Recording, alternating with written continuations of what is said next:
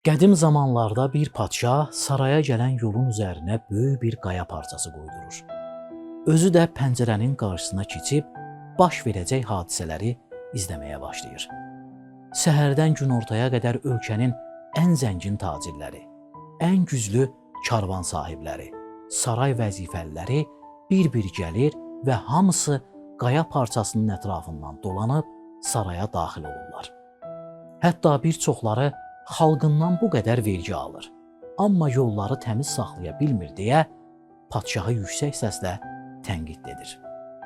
Nəhayət, hər gün saraya meyvə-tərəvəz gətirən kəndli saraya yaxınlaşır. Kəndli yolun ortasındakı qaya parçasını görüb, kürəyindəki yükü yerə qoyur və qan-tər içərisində qaya parçasını yolun kənarına çəkməyi bacarır. Tam öz çuvalını yenidən kürəyinə almaq istəyir ki, qayanın köhnə yerində dolu bir kisənin olduğunu görür. Kisəyə yaxınlaşıb ağzını açır, içərisi dolu qızıl və bir də padşahın yazdığı bir qeydi görür.